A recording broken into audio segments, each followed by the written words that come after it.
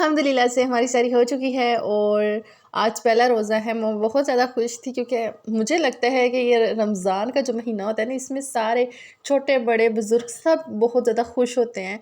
तो बड़ा मज़ा आ रहा होता है कि सुबह-सुबह सब उठे होते हैं, बड़ी रौनक लगी होती है, घर में नाते लगी होती हैं, टीवी में बच्चे खेल रहे होते हैं सुबह-सुबह सहरी के टाइम ना, तो बड़ा मज़ा आता है। इस दफ़ा थोड़ी-सी मेरे लिए परेशानी भी थी। वो ये थी कि आगे ना ये था कि वक़्त के साथ ना हर बंदा भी चेंज हो जाता है, हालात भी बदल जाते हैं। तो इस दफ़ा ये था कि मैंने अपनी दोनों बेटियों को जब से खो दिया हुआ ना, तो बड़ी उदास-उदास रहती हूँ। सोचों में गुम हो जाती हूँ। फिर कहती हूँ कि क्या पता इसमें अल्लाह ताला की बेहतरी थी, हो सकता है अल्लाह ताला को कुछ हमारे लिए अच्छा नज़र नहीं आ रहा था जो उन्होंने आज़माइश में हमें डाला और मेरी बेटियों को वापस बुला लिया। सो फिर मैंने क्या किया, मैंने सहरी की, नमाज़ पढ़ी, बाहर बहुत ज़्यादा अंधेरा था, बहुत ज़्यादा। और फ़ौरन ही ना जो ही रोज़ा बंद हुआ ना, तो मैं बाहर चली गई थी और मेरे हस्बैंड मस्जिद चले गए थे, तो फिर फ़खर ने अंदर ही नमाज़ पढ़ ली। तो आज ना उसका पहला रोज़ा था। आज ना मेरे मियाँ जी कहते हैं कि मैं नमाज़ पढ़ के आता हूँ ना, तो फिर हमने कुरान पाक शुरू करना है, एक-एक कुरान पाक ख़त्म करेंगे। अच्छा, मैं पहले ना प्रेगनेंसी में पूरे 9 महीने में कुरान पाक ख़त्म किया था, फिर सवा लाख दफ़ा दुरूद पाक ख़त्म किया था। मीन के काफ़ी सारी वज़ाइफ़ मैं बीच-बीच में करती रहती थी और अल्हम्दुलिल्लाह से 7 मंथ तक बिल्कुल ठीक जा रहा था। लेकिन जब भी मेरा 8 मंथ लगता है ना, तो तभी मुझे कोई नुकसान हो जाता है, तभी कोई मुझे मसला हो जाता है। यकीन करें कि पता नहीं, आई थिंक मुझे लगता है कि एक तो जगह मूव करनी चाहिए और एक ये है कि बाज़ दफ़ा आपको जगह भी सूट नहीं कर रही होती। सो देखेंगे, फिर जगह भी चेंज करेंगे। और आज का तो व्लॉग होगा, बीच में हो सकता है कोई वजीफ़ा भी आप लोगों को बता दूँ।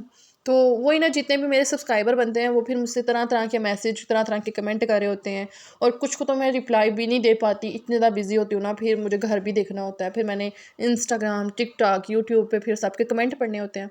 इतनी प्यारी बहनें मेरी इतनी प्यारे मुझसे सवाल कर रही होती हैं, इतनी मासूम अल्फाज में। बहुत अल्लाह ताला सब बेटियों के नसीब अच्छे करे, आमीन सुम्मा आमीन। और जो बेऔलाद है, अल्लाह ताला उनको औलाद नरीना अता फ़रमाए और जो बेघर हैं, अल्लाह ताला उनको अपना ज़ाती घर दे, आमीन। ये जो मैंने कुछ टाइम पहले वीडियो डाली थी ना कि आप लोगों के लिए दुआएं की जाती हैं, हाँ जी, मैं हर किसी का नाम लिख के रजिस्टर पे और फिर मैं दिल से दुआ करती हूँ सामने रजिस्टर रख के कि अल्लाह पाक इनकी, ज़ाहिर सी बात है जब हमारा सवा लाख दफ़ा दरूद पाक कंप्लीट होता है ना, तो फिर हम दुआ मांगते हैं। तो क्या पता है इनमें से किसी एक की जो भी दुआ होगी वो कबूल हो जाएगी। सो इसलिए फिर मैं आप लोगों को बताती हूँ कि आप कमेंट कर दिया करें, तो फिर मैं वो लिख लेती होती हूँ। सो मैं आप लोगों को बताती हूँ। आज ना मेरे बेटे ने रोज़ा रखा ना, तो 8 साल का हो गया माशाल्लाह से। बड़ी खुशी हो रही थी, बड़ा एक दिल को अच्छा लग रहा था। बार-बार उससे पूछ रही थी, आज आपको भूख तो नहीं लगी? आज आपको प्यास तो नहीं लगी? लेकिन नहीं, मेरा बेटा कहता है मुझे कुछ भी नहीं चाहिए। सो फिर मैंने क्या किया कि मैंने कहा चलो आज उसकी पसंद की चीज़ बनाते हैं। सीख कबाब मेरे बेटे को बहुत ज़्यादा पसंद है। मैंने कोशिश तो की थी कि घर बन जाए, लेकिन उस तरह से जिस तरह से हम कहते हैं ना कोइनू में बनाते हैं, सुरख-सुरख बनते हैं, वो नहीं मुझे पता चला वो सुरख-सुरख कैसे होते हैं। फिर मैंने ना क्या किया कि मैंने कहा चलो मैं इनको बना लेती हूँ, लेकिन वो समझ नहीं आई मुझे कि वो सुरख-सुरख क्यों होते हैं। मेरे ख़्याल में या तो वो मटन के होते हैं, वो बकरे के होते हैं या बड़े गोश्त के होते हैं। तो ये चिकन के थे शायद, इस वजह से ये वाइट-वाइट लग रहे हैं मुझे। तो मुझे कमेंट में बताइएगा थोड़ा-सा ना। तो फिर मैंने कहा कि मैंने रात को ही ये बना के रख लिया हुआ था। फिर मैंने कहा सीख कबाब मैं सुबह बनाऊँगी। बड़ी परेशान थी, बड़ा सोच रही थी कि क्या करूँ, क्या करूँ? फिर मैंने कहा चलो ट्राई करते हैं। अभी रोज़ा भी रखा हुआ था, दोपहर का कोई टाइम होगा 12:30-1 बजे का ना। तो बस अभी मुझे ये काम करने थे और आप लोगों के साथ ना एक ज़रूरी बात भी करनी थी। वो ज़रूरी बात ये करनी थी कि कल परसों मुझे एक जो कमेंट आया हुआ था ना, उन्होंने पूरी डिटेल में मुझे इतना लंबा मैसेज किया हुआ था और उनको मैं जवाब नहीं दे सकी। दरअसल आप लोग इतने इतने लंबे मैसेज कर देते हैं, मुझे फिर वो पढ़ते हुए भी बड़ा टाइम लगता है। मैं आपको बता रही हूँ ना, तो टाइम में फिर कोई नहीं किसी के मैसेज जिस तरह आप लंबे लंबे मैसेज कर रहे होते हैं।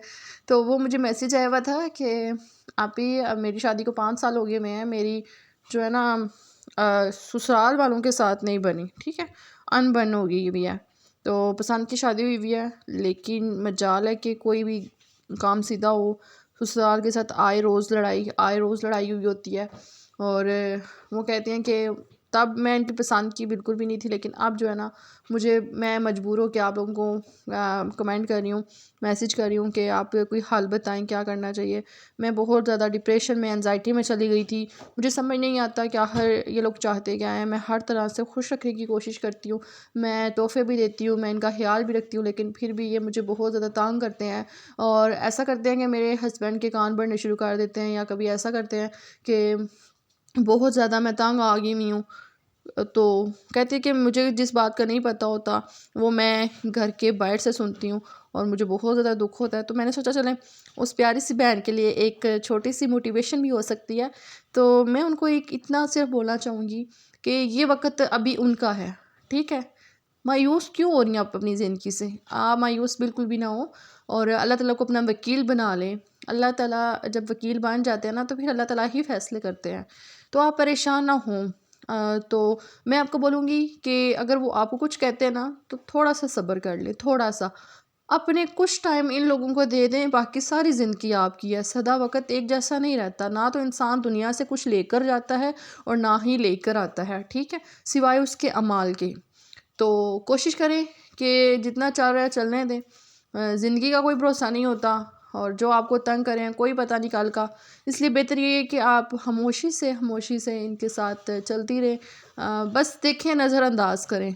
सबसे बेस्ट मैं आप लोगों को यही बोलूँगी, कितनी बहनें मेरी मुझे कमेंट कर रही होती हैं ना, तो इतना अच्छा मुझे लगता है आप लोगों की बातों से।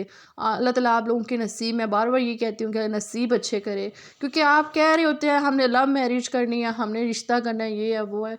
तो देखें, एक मेरी प्यारी सी बहन, उनकी मैं कोई बात तो नहीं करना चाहती ना, उनका मैं कोई कह रही हूँ, लेकिन वो मुझे कह रही थी कि लड़का पहले राज़ी था, अब वो नाराज़ हो गया हुआ है।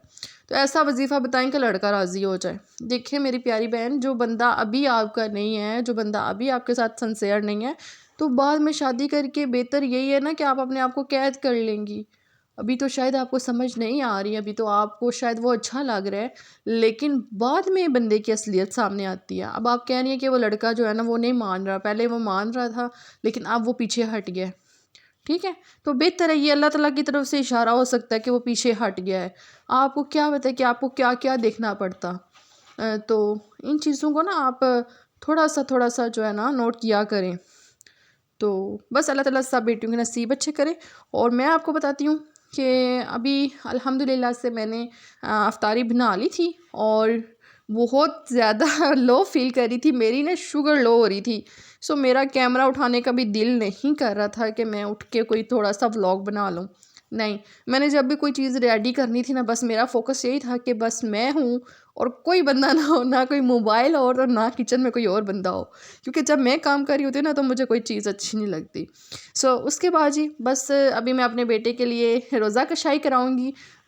तो रोज़ा कशाई में ना वो पता है ना, गले की माला बना के देते हैं, हार बनाते हैं फूलों के।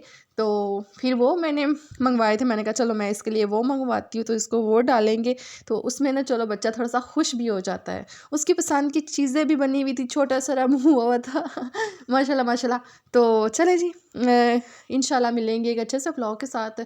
अगर आपको आज का व्लॉग अच्छा लगा हो तो लाइक कर दें, मेरे चैनल को सब्सक्राइब कर दें, क्योंकि आपके एक सब्सक्राइब से मुझे बहुत ज़्यादा खुशी होती है और एक कमेंट से आप लोगों के मुझे पता चलता है कि मेरे साथ कौन सा बंदा जुड़ गया है, और मैं फिर उस बंदे को हमेशा याद रखती हूँ कि इस बंदे ने मुझे कमेंट किया हुआ है, ठीक है। कभी ऐसा नहीं होगा कि आप लोग मुझे कमेंट करें और मैं आपको जवाब ना दूँ। बाकी खैर, आप लोग कोई भी बात करना चाहते हो किसी किस्म की भी, तो वो आप लोग मुझे इंस्टाग्राम पे अपनी स्टोरी सेंड कर सकते हैं। मैं नाम नहीं मेंशन करूँगी आप लोगों का। तो बस यही मैंने आप लोगों को बोलना था।